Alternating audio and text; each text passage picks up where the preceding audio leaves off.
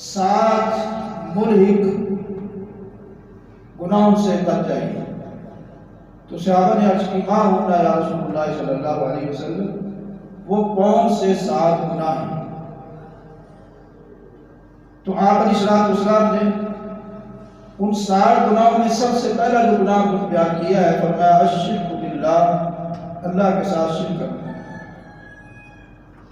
اب اکثر طور پر علماء سے آپ سنتے رہتے ہیں کہ اللہ تعالیٰ مشرک کو بالکل پسند نہیں کرتے، اور کچھ علماء کا یہ نظریہ بھی ہے اگر آپ کسی شخص کو دیکھتے ہیں اور واضح طور پر وہ شرک بھی کر رہا ہے، فتویٰ لگانے سے پہلے آپ کو دیکھنا ہے کہ اس کو شرک کا پتہ بھی ہے یا نہیں۔ اگر اس کو نہیں پتہ یہ شرک ہے تو میرا اور آپ کا اخلاقی طور پر بھی فرض ہے اور شرعی طور پر بھی فرض ہے، بجنی ورنی ولو آیا، اگرچہ مجھے اور آپ کو ایک مسئلے کا ہی پتہ ہے کہ یہ توحید ہے اور یہ شرک ہے، اگر کوئی شخص کر رہا ہے اس پر فتویٰ لگانے سے پہلے اس کو یہ بتلانا مجھ پر اور آپ پر لازمی ہے کہ یہ شرک ہے، اس کی اصلاح کیجیے، اس کو بتائیے۔ اگر پھر وہ دوبارہ کرتا ہے، پھر وہ اس زمرے میں آئے گا، پھر بھی اس کو دیکھا جائے گا کیا آیا کہ آخری لمحات میں اللہ نے اس کو توبہ کی توفیق دی ہے یا نہیں دی۔ اگر اللہ نے نہیں دی پھر تو وہ شرک پر مرا، اگر وہ ساری زندگی بھی شرک کرتا رہا اور آخر میں اس نے اللہ سے توبہ کر لی، میرے اور آپ کے جتنے بھی فتوے وہ سارے نقصان دہ ہیں، وہ لگانے سے پہلے مجھے اور آپ کو سوچنا ہے۔ اب شرک کیا ہے؟ اللہ تعالیٰ کے جتنے بھی احکامات ہیں اللہ کی ذات کے ساتھ، اللہ کی صفات کے ساتھ، اللہ کی عبادات کے ساتھ، اس میں کسی کو کسی لحاظ سے شامل نہیں کیا جا سکتا۔ مثال کے طور پر اللہ کی ذات میں ہم مسلمانوں کا عقیدہ ہے کہ اللہ وحدہ لا شریک، اللہ کوئی اولاد نہیں ہے، تو الحمدللہ ہم سب کو اس چیز کی واقفیت ہے، اور اکثر جو لوگ کہیں نہ کہیں جا کر شرک میں گرتے ہیں وہ تو کہہ رہے ہوتے ہیں کہ ہم بھی لا الہ الا اللہ محمد رسول اللہ پڑھ رہے ہیں، بھائی ہم اللہ کو ایک مانتے ہیں، لیکن باقی چیزوں کی وضاحت ہم بھی ان کے سامنے نہیں کرتے اور ان کو بھی نہیں معلوم ہوتا، جس کی وجہ سے وہ کہیں نہ کہیں جا کر شرک کر بیٹھتے ہیں۔ عبادات وہ قولی ہو، وہ فعلی ہو، وہ مالی طور پر جتنی بھی عبادات ہے وہ اللہ کے علاوہ کسی کے لیے نہیں کی جا سکتی۔ اگر کوئی کسی کے لیے کرتا ہے تو وہ شرک کے راستے پر چلتا ہے۔ ہر ایک کو سوچنا ہے کہ اگر میں قولی طور پر، فعلی طور پر اور مالی طور پر عبادت کر رہا ہوں تو اللہ کے علاوہ کسی کی نہیں کر سکتا۔ توکل اللہ کے علاوہ کسی پر نہیں کیا جا سکتا۔ انسان بظاہر چیزوں پر توکل، اور توکل کا معنی بھی شاید کہ ہم نے غلط ہی سمجھا جاتا ہے اور بیان کرنے میں بھی ہو سکتا ہے آپ اتنا مزاح کر نہیں بات بیان کرتے، اور بدقسمتی ہے آپ لوگ بھی نہیں پوچھتے۔ رسول اللہ صلی اللہ علیہ وسلم سے توکل کے بارے میں پوچھا گیا تھا، آپ نے فرمایا اونٹ کا پاؤں جو ہے اس کو باندھنا اور اس کے بعد رب پر بھروسہ کرنا۔ اگر تم اس اونٹ کو ویسے ہی چھوڑ دو گے وہ دور چلا جائے گا، اس کا ایک پاؤں باندھو گے پھر اللہ پر بھروسہ کرو گے وہ دور نہیں جائے گا۔ توکل یہ ہے۔ دنیا کے بظاہر معاملات میں ہم ایک دوسرے سے مدد لیتے ہیں کہ مجھے امید ہو کہ میرا دوست میرے ساتھ اچھا کرنے والا ہے، یہ توکل میں نہیں آتا۔ توکل یہ ہے جہاں دنیا کے اسباب رک جائیں، کسی بیماری میں مبتلا ہوں، کسی پریشانی میں مبتلا ہوں، دنیا سے میں اس کا تعلق جوڑ کر بیٹھ جاؤں کہ فلاں آدمی سے میں ملوں گا تو مجھے شفا ہوگی، یہ توکل کے منافی ہے۔ فلاں جو ہے میری آفت کو ٹال سکتا ہے، یہ توکل کے منافی ہے۔ فلاں مجھے دعا دے اور مجھے میرے گھر میں اولاد ہو جائے گی، یہ توکل کے منافی ہے۔ اللہ شہنشاہ ہے، وحدہ لا شریک ہے، وہ کسی کے سامنے عاجز نہیں، مجبور نہیں ہے۔ توکل کی یہ ساری چیزیں منافی ہیں جن کو ہم کہیں نہ کہیں جا کر تھوڑا بہت کرتے ہیں۔ توکل میں یہ چیز بھی منافی ہے، من تعلق تمیما فقد اشرک، جس نے تمیمہ لٹکایا اس نے اس تمیمے پر بھروسہ کیا ہے، اللہ پر بھروسہ نہیں کیا، یہ توکل کے منافی ہے۔ اور رسول اللہ صلی اللہ علیہ وسلم اس تمیمے کو شرک قرار دیتے ہیں۔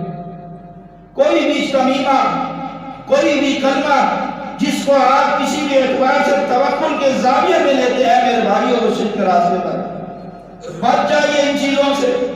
یہ شبہات ہیں جن سے اللہ کے نبی صلی اللہ علیہ وسلم منع فرماتے ہیں۔ اور جو شرک کرتا ہے اللہ تعالیٰ اس کو کسی بھی لحاظ سے معاف نہیں کرتا. اس کے ساتھ حساب و کتاب کا معاملہ بڑا سختی کا ہے، اللہ اس کو جہنم میں ڈالتا ہے. اور جو شخص شرک نہیں کرتا، حتیٰ کہ حدیث میں آتے ہیں اللہ تعالیٰ فرماتے ہیں، حدیث قدسی ہے، اے ابن آدم تو میرے پاس آ جا، تیرے گناہ جو ہے زمین و آسمان کے خلا کو بھرے ہوئے ہوں اور تو نے میرے ساتھ شرک نہ کیوں، میں تجھے معاف کر دوں. اگر تو نے میرے ساتھ شرک کر لیا میں تجھے معاف نہیں کروں. ان اللہ لا یغفر ان یشرک به، اللہ اس شخص کو معاف نہیں کرے گا جس نے شرک کیا، مشرک کے علاوہ ہر ایک کو معاف کرے گا. اب اس بات کو سمجھنا بھی ہے اور لوگوں کو بھی بتانا ہے. جیسے اللہ ذات میں اکیلا ہے، اختیارات میں بھی اکیلا ہے، عبادات میں بھی اکیلا ہے، وہ اس کو کوئی عاجز نہیں کرنے والا، اس کو کوئی مجبور نہیں کرنے والا. وہ جیسے ذات میں اکیلا ہے ویسے وہ معاملات میں بھی اکیلا ہے. اس ذات کے ساتھ کسی بھی لحاظ کی، کسی بھی انداز کی برابری نہیں ہو سکتی. عبادات بھی صرف اس کے لیے ہے، اور قولی فعلی مالی جتنی بھی عبادات ہے توکل اور بھروسہ بھی اس سے مانگنا ہے، اور اعتماد بھی اس پر کرنا ہے. اور اولاد، رزق اور جتنے بھی دنیا کے اسباب مجھے اور آپ کو چاہیے ہر لحاظ سے اللہ سے مانگتے ہیں. اللہ سے علاوہ ہم کسی کے سامنے عاجز ہو جائیں گے کہ یہ بھی اللہ کے ہاں میری بات کو پہنچائے گا، اس کے ذریعے سے ہو جائے گا، تو یہ اسلامی تعلیمات کے بالکل خلاف ہے. دوسرا گناہ وہ ہے جادو. اور آج ہمارا معاشرہ دن بدن اس راستے پر چلتا ہے. کسی کا کام نہیں چلتا، بخشا پھر جادو ہے انار جڑا ہے اتنے ہی بس پھر جادو کر سکتے. اور جو جادو کا ان چیزوں کا کام کرتے ہیں اللہ تعالیٰ معاف فرما دے. نورانی شرانی کوئی جادو نہیں ہوتا. اگر نورانی جادو اور یہ ہوتا سحر تو اللہ کے نبی صلی اللہ علیہ وسلم ضرور کرتے. آپ نے کیا نہیں، آپ پر ہوا ہے. آپ نے جادو کرنے کی ترغیب نہیں دی کہ میں تمہیں یہ تویز دے رہا ہوں اور تم اس کو لٹوا لو اور فلاں کا بیڑا غرق ہو جائے گا. یہ اسلامی تعلیمات میں نہیں، بلکہ احتیاطی طور پر بتلایا ہے. اذکار کریں، باوضو رہیں، نماز کے بعد اذکار کریں، صبح شام کے اذکار کریں اور موعظتائن کو کثرت سے پڑھیں تو آپ جادو کی ذات سے بچ سکتے ہیں. یہ سحر، یہ جادو، اور عام طور پر کہا جاتا ہے یہ جادو جو ہے وہ حق ہے. حق نہیں ہے، یہ باطل ہے. اس کو حق بنا کر پیش کیا جاتا ہے. اور جتنے بھی جادو کرنے والے ہیں ان کے مختلف انداز ہوتے ہیں، وہ کہیں نہ کہیں شرک ضرور کرتے ہیں. شیطان اس وقت تک قابو نہیں آتا جب تک انسان اللہ کو ناراض نہیں کر لیتا. کیونکہ شیطان کی ہم سے، ہمارے ساتھ، ہمارے والد آدم علیہ السلام سے لے کر اور قیامت کی صبح تک ہر ابن آدم کے ساتھ اس کی دشمنی ہے. دشمن جو ہے وہ کبھی بھی اپنا بار خالی نہیں جانے دیتے. جو سحر کرتے ہیں، جادو کرتے ہیں، وہ کہیں نہ کہیں ایسا کام کرتے ہیں جن سے اللہ ناراض ہوتا ہے. اس کی چند چیزیں میں آپ کے سامنے رکھتا ہوں. مثال کے طور پر قرآن مجید کے اوپر کھڑے ہو کر یہ لوگ غسل بھی کرتے ہیں. ٹھیک میں درجات ہوتے ہیں. جو جتنا زیادہ مؤثر جادوگر ہوتا ہے وہ اتنا ہی زیادہ لائن ہوتا ہے، اس نے اتنی زیادہ اللہ کی نافرمانی کی ہوتی ہے. قرآن مجید کو الٹا پڑھتے ہیں، قرآن مجید کو الٹا لکھتے ہیں، اور بھی بہت سارے ایسے گناہ ہیں جن کا میں یا ذکر کرنا بھی مناسب نہیں سمجھتا. پھر جا کر وہ شیطان ان کے تابع ہوتا ہے، پھر وہ ان کے کہنے پر وہ کام کرتا ہے. جادو کسی بھی لحاظ سے کرنا کروانا حرام ہے، کسی بھی صورت سے جائز نہیں. بلکہ نبی رحمت صلی اللہ علیہ وسلم نے اس چیز کو بڑی سختی کے ساتھ بیان کیا. آپ علیہ السلام نے فرمایا جو جادوگر کے پاس آئے اور اس کی بات کی تصدیق کرے یقیناً اس آدمی نے کفر کیا. دوسری حدیث میں آتا ہے جو سحر کرنے والے کے پاس، جادوگر کے پاس، کاہن کے پاس چلا جائے 40 دن تک اس کی کوئی بھی عبادت قابل قبول ہوتی نہیں ہے. اتنا سخت معاملہ ہے. اور بالخصوص میں اپنی ماں اور بہنوں سے کہوں گا، ہمارے معاشرے میں یہ بھی ایک رجحان ہے کہ فلاں ہمارا بھائی، فلاں ہمارا چچا زاد، فلاں جو ہے وہ سچ کیوں ہو گیا، وہ اچھا کیوں ہو گیا، اس کی دنیا کیوں اچھی بن گئی ہے. چلے میں کسی کائن کے پاس 2-4 ہزار روپیہ دو اور اس کا بیڑا غرق کرواؤ، جب اس کا بیڑا غرق کر رہے ہو آخرت میں اپنا معاملہ سارا خراب کر رہے ہو۔ کبھی بھی کائن کے پاس نہ جانا، جادوگر کے پاس نہ جانا۔ جادوگر کیونکہ اس نے بڑے دشمن سے رابطہ کیا ہے، اس کو مانا ہے شیطان کو، اور شیطان پھر اس کے معاملات میں ہاتھ ڈالتا ہے۔ اسی کئی مثالیں ہیں، غیب بتاتے ہیں فلاں جو آپ کا کام ہے وہ ایسے ہو سکتا ہے، آپ کی فلاں چیز جو ہے وہ گم ہوئی ہے، میں آپ کو بتاتا ہوں یہاں پڑی ہے، آپ کے قمیض کو قمیص کیا جائے گا، حلال چیز کو کہا جائے گا فلاں جگہ پر پھینک کر آؤ۔ جنات کے ساتھ یہ معاملہ طے ہوتے ہیں۔ جب اللہ کی تعلیمات، اللہ کے احکام کو چھوڑ کر کسی شیطان کی لگائی ہوئی پابندی پر انسان چلتا ہے تو یہی تو شرک ہے، یہی تو وہ غلط راستہ ہے۔ اللہ تعالیٰ اپنے نبی مکرم صلی اللہ علیہ وسلم سے فرماتے ہیں یا ایھا النبی لم تحرم ما احل اللہ، آپ کیوں اپنے لیے اس چیز کو حرام کرتے ہیں جس کو اللہ نے حلال کیا ہے؟ حالانکہ وہ وجہ کچھ اور تھی لیکن اللہ نے پھر بھی منع کر دیا۔ اور ایک شخص اس بنا پر وہ اپنے لیے حلال چیزوں کو حرام کرتا ہے یا حرام کو حلال جانتا ہے کہ یہ جن جو ہے، یہ شیطان جو ہے یہ میرے تابع ہو جائے اور میں لوگوں کے سامنے بڑا معزز ہو کر پیش آؤں، یہ شرک کا راستہ ہے۔ دوسرے نمبر پر جادو کسی لحاظ سے کرنا کروانا بالکل حرام ہے، اس کے قریب بھی نہیں جانا۔ اگر آپ چاہتے ہیں آخرت کا معاملہ درست ہو جائے، پھر میرے بھائیوں جیسے شرک سے بچنا پہلے نمبر پر ضروری ہے، ایسے جادوگروں سے بھی بچنا لازم اور ضروری ہے۔ اور اتنے کمزور عقائد نہ رکھیے، گھر سے نکلے سامنے سے بلی گزر گئی، بھائی میرا تو راستہ بلی کاٹ گئی ہے، اب میں کام سے فارغ ہوں، یہ ہو گیا وہ ہو گیا، یہ ساری رسمیں باتیں ہیں، ان کی کوئی حقیقت نہیں۔ اللہ جس کو چاہتا ہے عزت عطا کر دیتے ہیں، جس کو نہ چاہے وہ ذلیل بھی کر دیتے ہیں۔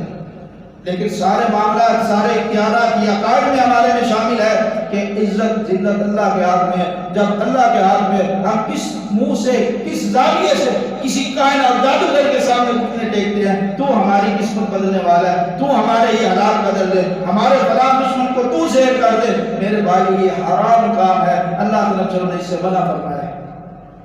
تیسرے نمبر پر کسی جان کو قتل کرنا، ہمارے معاشرے میں ایک یہ بھی گناہ کثرت سے ہو رہا ہے۔ انسان کی جان کی کوئی ویلیو نہیں ہے، جس کو دل چاہے مار دے، کوئی بات نہیں۔ اسلام کو پڑھیے، بیت اللہ کی طرف ہم پاؤں کرتے ہیں تو لوگ ناراض ہوتے ہیں، بھائی اس نے بے ادبی کی ہے۔ بالکل بات صحیح ہے، بے ادبی نہیں کرنی چاہیے، لیکن ایک مومن آدمی کی جان بیت اللہ سے بھی زیادہ قیمتی ہے۔ اور جب معاشرے میں مسلمان کو قتل کیا جاتا ہے تو میرے بھائیوں سوچنے کی ضرورت ہے کہ ہمارے خون جو ہے وہ سفید ہو چکے ہیں، ہم نے وہ کام شروع کر دیا جو اسلام نے حرام قرار دیے۔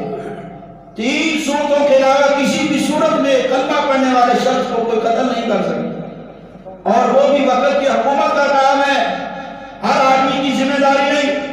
کوئی کسی کو قتل کرتا ہے اس کے بدلے میں اس کو قتل کیا جائے گا۔ اگر قرصا اس بات پر راضی ہے کہ ہم نے بدلہ لینا ہے، اس کو قتل کرنا ہے، وہ خود بھی نہیں کر سکتے، وقت کی حکومت کا کام ہے اس کو قتل کروائے۔ دوسرا، وہ شخص جو شادی شدہ ہو اور زنا کرے، اسلام کہتا ہے اس کو پتھر مار مار کر مار دیا جائے۔ تیسرا، وہ شخص جو اسلام میں تھا، اسلام کو مانا، کلمہ پڑھا، پھر دائرہ اسلام سے نکل گیا، مرتد ہو گیا، اس کے پاس کوئی یہ آپشن ہے کہ وہ توبہ اگر نہیں کرتا تو اس کو بھی قتل کیا جائے۔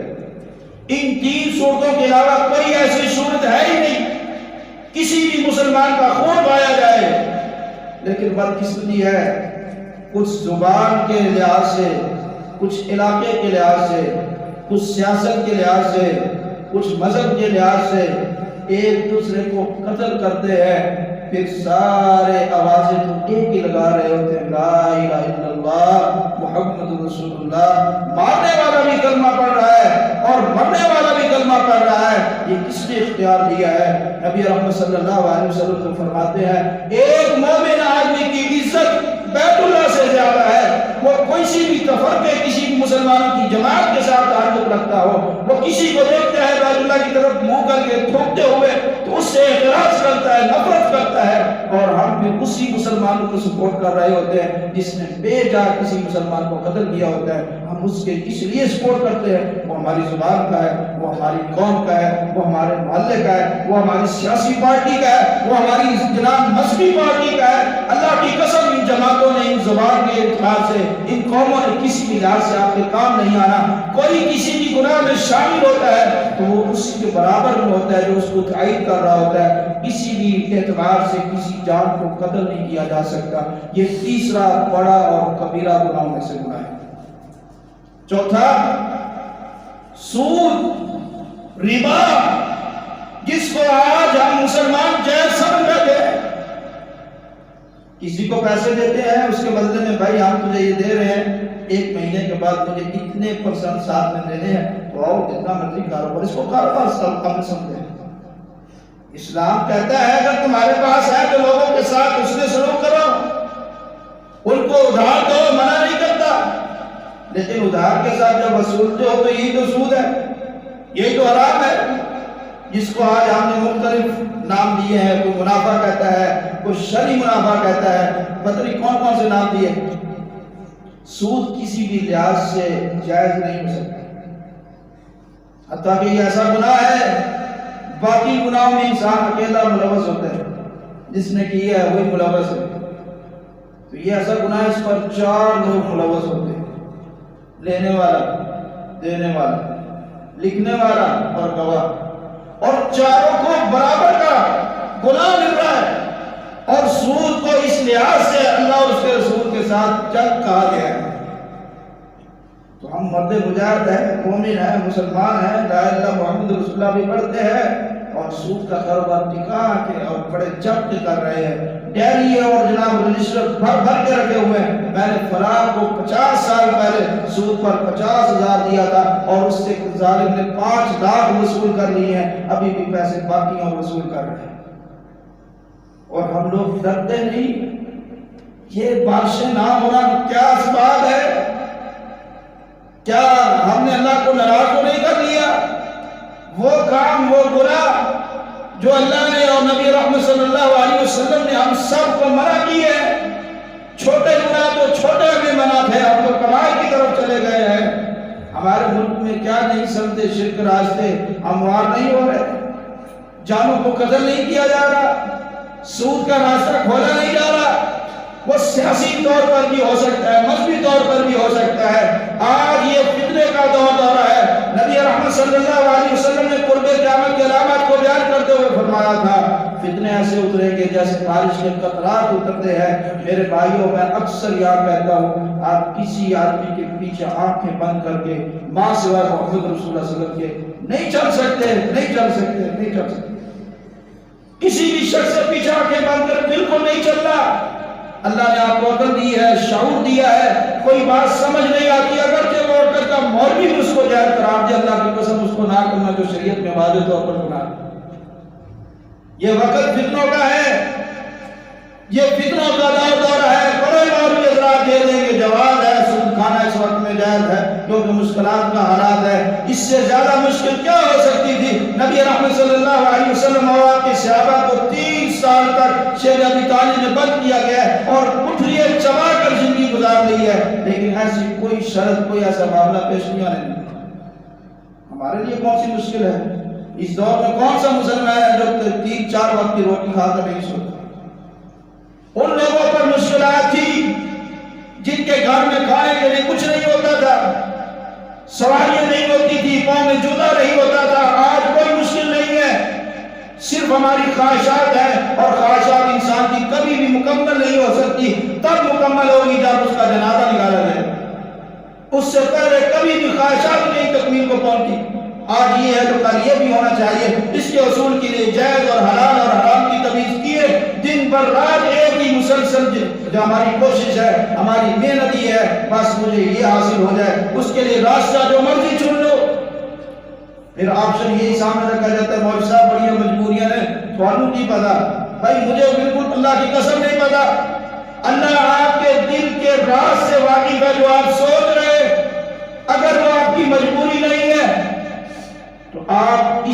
امور میں جان بوجھ کر مداخلت کر رہے ہیں، جان بوجھ کر سوتے تلاش کرنے کے چکروں میں پڑ گئے۔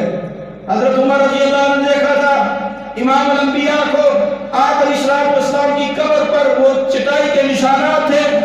فرمایا میں آپ کے لیے ایک نرم ایک اچھا بستر بنوا دیتا ہوں۔ آپ نے فرمایا اللہ نے مجھے دنیا میں آرام اور عیش کے لیے بھیجا۔ آج کون سا کام ہے جو کسی بھی لحاظ سے وہ کسی بھی انداز میں کر رہا ہے اس کو جواب بنانے کے لیے پیش کرتا ہے؟ بھئی مولوی صاحب یہ لوگوں کی ضرورت ہے، لوگوں کو اس چیز کی ضرورت ہے، اللہ کی قسم اگر مجھے پنکھا یا اے سی یا ٹھنڈا پانی نہ ملے میری زندگی تو گزر سکتی ہے۔ اگر اس سہولت میں جاتے ہوئے میں سود پر پیسہ لے کر دنیا کی آرائش کے پیچھے کہ میرے پاس اچھی گاڑی آ جائے، کوئی بات نہیں، سود کا کاروبار ہے، وقت کے ساتھ اس کو اتارتا جاؤں گا، میرے گھر میں ساری سہولتیں ہو جائیں اور کوئی بات نہیں، سود کا ہے تو پھر کیا ہوا؟ تو کل قیامت کے دن آپ نے جواب دینا، اس مولوی نے جواب نہیں دیا۔ اس مولوی کی جیب میں جب آپ نے پیسے ڈالے اس نے اللہ کی آیات کو بدل کر رکھ دیے۔ سود کسی بھی صورت میں جائز نہیں ہے۔ اور اس کے بعد جنگ کے دن بھاگنا، پیٹھ دکھانا، مسلمانوں کو یہ احساس حاصل ہے کہ یہ میدان قتال میں جب اترتے ہیں تو اللہ ان کی بھی عزت کرتا ہی کرتا ہے، ان کے گھوڑوں کی بھی عزت کرتے ہیں۔ ان کے گھوڑے کیا، ان کے گھوڑوں کے پاؤں سے اٹھنے والی دھول کی بھی عزت کرتے ہیں۔ وہ دھول تو دھول ہی رہے گی، وہ کبھی کبھار پاؤں کو جناب کسی چٹان پر کسی پتھر پر پڑتا ہے، اس سے نکلنے والے انگاری اور چنگاری جو ہے اس کی بھی اللہ عزت کرتا ہے۔ سورۃ عادیات مکمل اللہ نے اس گھوڑے کی شان میں اتار دی جو مجاہد کے اور جناب میدان قتال میں اترنے والے مسلمان کے ہاتھ میں ہوتا ہے۔ تو کیا شان ہوگی اس شاہ سوار کی جو اس پر سوار ہوگا؟ اس پر جو سوار ہوا ہے وہ عام نہیں ہے، وہ اللہ کا بڑا مقرب ہے، بڑی عزت والا ہے، اس کی بڑی تکریم ہے۔ اگر وہ میدان قتال میں اپنی جان کی بازی ہار جاتا ہے، اس کا خون کا قطرہ بعد میں گرتا ہے، اللہ اس کو پہلے معاف کر دیتا ہے۔ اگر وہ واپس آ جاتا ہے اس کو غازی کا احساس حاصل ہو جاتا ہے، لیکن اگر وہ وہاں سے پیٹھ دکھا کر بھاگتا ہے، کفار سے ڈر کر نکلتا ہے، پھر وہ اسلام کے قبائل جو گناہ ہیں ان میں شامل ہو جاتا ہے۔ دو صورتوں میں جنگ سے انسان پیچھے ہٹ سکتے ہیں۔ ایک تو جنگی اصول کے تحت اکیلا رہ گیا، اس کا لشکر کے پیچھے یا سائڈ پر ہو گیا تو دشمنوں کو دوبارہ ان پر حملہ کرنے کی غرض سے اپنے ساتھی کے ساتھ ملنے کے لیے جا سکتے ہیں، یا پھر جنگی ترتیب میں وہ ان کو چکمہ دے کر، یعنی ایک سائڈ سے گھوم کر محسوس ہو کہ وہ سارے بھاگ گئے اور پیچھے سے حملے کے لیے آ سکتے ہیں۔ ان دو کے علاوہ تیسری کوئی صورت میں بھی کسی بھی لحاظ سے وہ اپنی پیٹھ دکھاتا ہے تو یہ کبھی قبائل گناہ میں سے ہے۔ اور مجھے اور آپ کو یہ بھی دل میں تڑپ رکھنی چاہیے۔ ایک حدیث میں آتا ہے رسول اللہ صلی اللہ علیہ وسلم نے فرمایا بندہ نفاق پر فوت ہوگا جس کے دل میں جہاد کی تڑپ نہیں ہوگی۔ جہاد کی مجھے اور آپ کو اپنے دل میں تڑپ رکھنی ہے۔ جب وقت ضرورت پڑے اس وقت یہ نہیں بہانے بنانے ابھی تو کچھ ہے نہیں، گھر اکیلا ہے، دکان چلانے والا کوئی نہیں، مکان خالی ہے، رشتہ داروں کے پاس کوئی نہیں ہے، فلاں نہیں ہے، فلاں نہیں۔ جب ضرورت پڑ جائے اس وقت بہانے نہیں تراشے۔ اور میرے بھائیوں جہاد جو ہے وہ طاقتوں پر نہیں لڑا جاتا، وہ اللہ پر توکل کے ساتھ لڑا جاتا ہے، یقین کے ساتھ لڑا جاتا ہے۔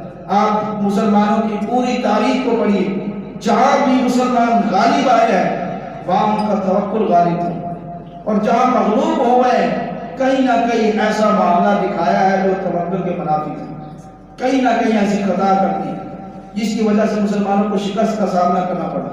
نہ تو 1000 کے مقابلے میں اللہ فرماتے ہیں 100,000 پر غالب ہے، 1000 10,000 پر غالب ہے، 313,000 پر غالب ہے۔ اور وہ 313 آج بھی دنیا میں مثال قائم ہے، کسی کے پاس تیر ہے، تلوار نہیں، تلوار ہے، ڈھال نہیں ہے، جوتا پہنا ہوا ہے، نہیں پہنا ہوا، جوتا سواری ہے نہیں ہے، بچے بھی شامل ہیں، بزرگ بھی شامل ہیں، جوان بھی شامل ہیں، پوری دنیا کو ہلا کے رکھ دیا ہے، صرف یہ ثابت کیا کہ ان اللہ معنا، ہمارے ساتھ اللہ ہے۔ جب مومنوں نے یہ توکل باندھا تھا، یہ یقین کیا تھا، خون کی ندیوں کو بھی نہیں دیکھا، ہزاروں کو نہیں دیکھا، لاکھوں کو نہیں دیکھا، بلکہ یہ دیکھا کہ ہمارا رب ہمارے ساتھ ہے، طاقت سامنے جتنی مرضی بڑی ہو اللہ جس کے ساتھ اس کو کوئی ہرا نہیں سکتا۔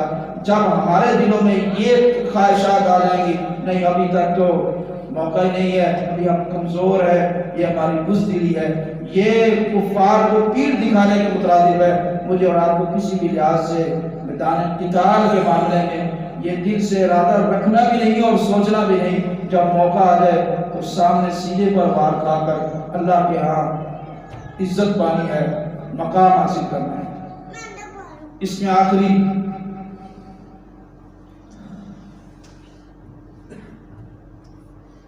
وہ مومنات، وہ مسلمان خواتین جو گھروں میں بیٹھی اور الزام تراشی، یہ ایک معاشرے کا ایسا گناہ ہے جس میں اگر میں کہہ دوں تو مبالغہ نہیں ہوگا، 90% لوگ شامل ہیں۔ کہیں رشتہ داری کرنی ہے، ان کے دادے پردادے سے اوپر بھی اگر ہمیں نہیں پتا تو ہم ان کی تعریفیں کرتے ہیں، اور اگر کہیں سے ٹوٹ جائے وہ مومنات غافلات جنہوں نے اس کام کو سنا بھی نہیں اور دیکھا بھی نہیں، ہم اس معاملے میں اپنے گھر میں بیٹھ کر اپنے عزیزوں میں بیٹھ کر ان پر بہتان باندھتے ہیں، الزام تراشی کرتے ہیں۔ اے خود بڑی پیڑی ہے، ماں بھی بڑی پیڑی تھی، اس نے اگرچہ برائی کا منہ بھی نہ دیکھا ہو۔ یہ میں اس لیے سب سے پہلے رکھ رہا ہوں کہ ہمارے معاشرے کی یہ بدقسمتی ہے، بدقسمتی ہے۔ کسی سے تعلق جوڑنا ہے تو تعریفوں کے پول باندھتے ہیں، اور جب کسی پر جو تعلق توڑنا ہو بے جا اس پر الزام لگاتے ہیں، بے جا الزام لگاتے ہیں، بے جا الزام لگاتے ہیں جن کا کوئی حقیقت کے ساتھ تعلق بھی نہیں ہوتا۔ اور اپنے آپ کو میں اپنے آپ سے شامل کرتا ہوں، ہو سکتا ہے یہ میرے اندر بھی کمی ہو سکتا ہے آپ میں سے بھی کوئی ہو، اس میں بھی ہو، کہ پھر ہم لوگ اپنے آپ کو معزز شمار کرتے ہیں۔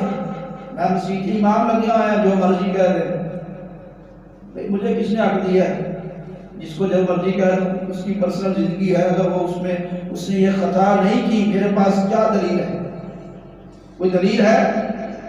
اگر نہیں ہے تو زبان کے کنٹرول اس کو لازمی کرو۔ یہ بدقسمتی ہے، اور کہا جاتا تھا 2 عورتیں اگر بیٹھی ہو نا تو وہ چپ نہیں رہ سکتی، لیکن یہ اس سے بڑی بدقسمتی ہے، ہم مرد بھی چپ نہیں رہتے۔ اس کا بچہ ایسا ہے، اس کی بچی ایسی، اس کی بیوی ایسی، اس کی ماں ایسی، اگر ان میں وہ خامیاں نہیں ہیں تو میرے بھائی یہ بہتان ہے، الزام ہے، تو یہ کبائر گناہ میں سے چھوٹا گناہ نہیں ہے، بڑا کبیرہ گناہ ہے، اور کبائر وہ ہے جو بغیر توبہ کے معاف نہیں ہوتے۔ اگر ہم اسی نقطے نظر پر مر گئے بس وہ تو پیڑی ہے، کیونکہ ہم نے اس سے تعلق ختم کر دیا، ان سے ہمارا رشتہ ختم ہو گیا، اور بات کی سنی ہے ہمارا معاشرہ پھر یہ بھی نہیں دیکھتا کہ یہ میری پھوپھو بھی ہے، پھوپھو کی بیٹی ہے، چچا کی اولاد ہے، یا پھر ہماری ہمشیرہ کی اولاد ہے۔ ہم پھر جب شروع ہوتے ہیں پھر الزام تراشی اتنی لمبی کرتے ہیں کہ پھر وصیت نامہ وہ بھی لکھ کر دیتے ہیں جب اسی مر جانا ہے نوی کار نہیں ہونا دے میں گلا نہیں دیا۔ یہ ایسے گناہ ہے جو ہر روز نئے انداز میں پیش ہوتا ہے۔ تو میرے بھائیوں کم از کم جو ہم مسجد میں آئے ہیں ان 7 گناہوں سے بچیں۔ دوبارہ دہرا دے تو ٹائم پورا ہو گیا۔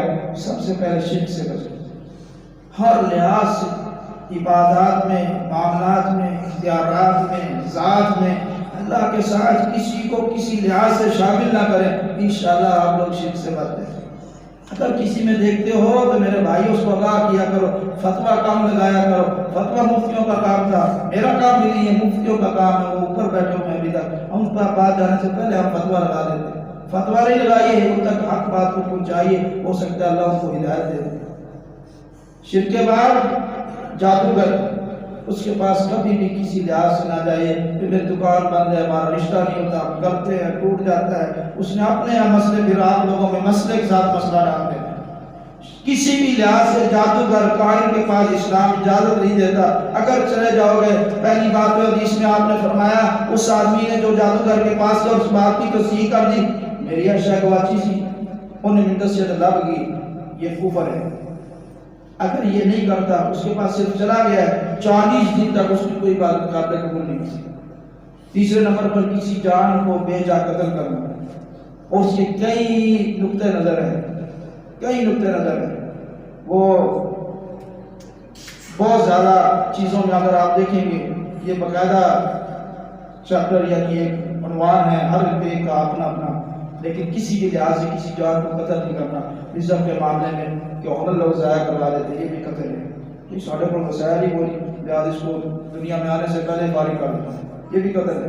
عام لوگوں میں قتل و غارت، یہ بھی قتل ہے، کسی بھی لحاظ سے قتل جو اسلام کو اجازت نہیں دیتا۔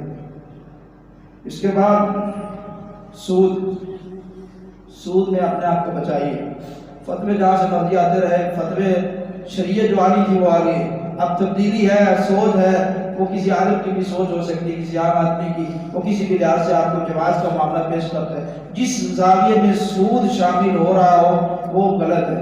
اب یہاں یہ ہے کہ اگر آپ مثال کے طور میں کسی سے پیسے لیتا ہوں اور میں اس کو حسن سلوک کے طور پر اس نے میرے ساتھ اچھائی کی ہے، میں اپنے طور پر کچھ دے دیتا ہوں تو یہ تو جواز ہے، یہ تحفہ، اس کا کوئی معاملہ نہیں۔ مصیبت یہ ہے کہ ہم اس کو دینے سے پہلے طے پا رہے ہیں، میں نے تجھے 1% لینا ہے، 2% لینا ہے، 1000 کے ساتھ 500 لینا ہے، 50 لینا ہے، 1 روپیہ بھی لے یہ بھی حرام ہے۔ تو یہ کسی بھی لحاظ سے چیزوں کی خرید و فروخت میں ہو، وہ عام لین دین ہو، وہ اجناس کا خرید فروخت ہو، کوئی بھی معاملہ ہو، سود کے کاروبار میں بالکل ہاتھ نہیں ڈالنا۔ بلکہ لوگ تو عجیب فتویٰ ایک مسئلہ پوچھنے آتے ہیں، بھائی ہمارے بینک میں پیسے تھے، سود پر ہمیں فائدہ ہوتا رہا، وہ جتنا سود ملا ہے ہم نے سارا مسیدیں دے چھوڑے، حرام کما کے مسیدیں لے آؤ۔ دودھ آپ ایک من لیں اور اس میں تھوڑا سا گندا پانی ملا دیں، جائز ہو جائے گا، اور لے کے مسیدیں بانٹ دیں، اور یہ مولوی صاحب اسی تک وہ پھر عوام نے پورا پانی اس کے اندر گندا ڈالا۔ گندگی تو مسجد میں ڈالی نہیں ہے۔ اس معاملے میں تو میں سمجھتا ہوں کہ کفار مشرکین مکہ جو تھے نا وہ بڑے اچھے لوگ تھے اس معاملے میں۔ خطیب کا جو معاملہ چھوٹا ہے نا، انہوں نے یہ کہا تھا کہ حرام کا 1 روپیہ بھی بیت اللہ میں نہیں لگانا۔ ہم حرام کا کاروبار میں ہاتھ اچھی طرح ڈال دیں اور اپنے ہاتھوں کو صحیح میلا کچیرا کر کے پھر کوئی ایسا کام کر دیں، کہیں مسجد بنوا دی، کہیں مسجد میں کچھ لگا دیا۔ میرے بھائیو، یہ جو حرام کا پیسہ بالکل مسجد میں نہیں لگتا، نہ دیا کرے، ایسا کام ہی نہ کریں جو حرام اور سود کے زمرے میں آتا ہے۔ بالکل اپنے آپ کو بچا لیں، جواز ہو جائے گا۔ مولوی صاحب جواز پیش کر دیں گے۔ میں نے ایک جمعے میں شاید پہلے بھی مثال دی تھی کہ ایک عالم دین پڑھ کے آیا مولوی صاحب، اس نے اپنے باپ کے سامنے پڑے ہوئے ٹیبل پر سیب کی مثال جو میں نے دی تھی، اس نے کہا بھائی یہ سیب تو ایک ہے، میں اس کو 2 ثابت کر سکتا ہوں۔ تو میں نے آپ کو بتایا تھا، باپ وہ سارا عقل مانتا، اس نے سیب اٹھایا، اس نے کھا لیا۔ اس نے کہا پتر جڑا تو ثابت کرنا تو ہی کھائی، وہ بھی مسئلہ ثابت کر دے گا کہ اس کی جیب میں پیسے آ گئے، وہ آپ کے ایمان کو خراب کرے گا، آخرت کا معاملہ خراب ہے۔ سود کہیں بھی اگر کسی بھی لحاظ سے آپ کو محسوس ہوتا ہے کہ یہ سودی کاروبار، بالکل قریب نہ جائے، بالکل قریب نہ جائے۔ اور اس کے بعد ایک درمیان میں بات چھوڑ کی تھی، یتیموں کا مال جو لوگ پرورش کرتے ہیں ان کی مہربانی ہے، بڑا ان کے لیے شرف ہے۔ رسول اللہ صلی اللہ علیہ وسلم فرماتے ہیں وہ جو شخص یتیم کی پرورش کرتے ہیں قیامت کے دن ہاتھ ہی وہ ایسے میرے ساتھ ہوگا جیسے یہ 2 انگلی ہیں، لیکن یہ نہیں کرنا یتیم کو تانے مار مار کے مار دو جیسے وہ ہوش سنبھالے آپ سے وہ نفرت کرنا شروع کر دے، ہر کام بھی اس سے کروا رہا ہے، پیسہ بھی اس کا کام ہے۔ تو یہ نہیں ہے، سورۃ کہف کو پڑھیے، وہ 2 بچے جن کی دیوار گر رہی تھی، حضرت خضر علیہ السلام اور موسیٰ علیہ السلام وہاں سے گزرے، ان لوگوں نے کھانا نہیں دیا تھا، لیکن وہ یتیموں کی دیوار اللہ کے حکم سے انہوں نے صحیح بھی کر دی تھی۔ تو اس لیے میرے بھائیوں، یتیموں کے ساتھ معاملہ اچھے طریقے سے کریے، ان کو جھڑکے نہیں، ان کو اگر آپ ان کے ساتھ اچھا معاملہ نہیں کر سکتے کم از کم ان کے ساتھ اذیت کا معاملہ بھی نہ کریں۔ اور اس کے بعد جنگ میدان قتال سے بھاگنا، جب موقع ہے گا تو ضرور اللہ تعالیٰ مجھے اور آپ کو یہ شرط دے کہ ہم اللہ کے راستے میں لڑیں اور اپنی جان کو قربان کریں۔ اگر ایسا موقع آ جائے میرے بھائیو، جان کی فکر نہ کرنا، اللہ کے لیے اپنی جان کو قربان کر دے گا۔ مالک عرش پر بیٹھا ہوا راضی ہوتا ہے، یہ میرا بندہ میرے لیے لڑ کر آئے، تو وہ موقع اگر کسی کے ہاتھ آئے اس کو بالکل وہاں سے نہیں بھاگنا چاہیے۔ آخری جو بات ہے وہ محسنات، غافلات، ان پر الزام تراشی، بہتان بازی، اس میں بھی اپنے آپ کو محفوظ کریں۔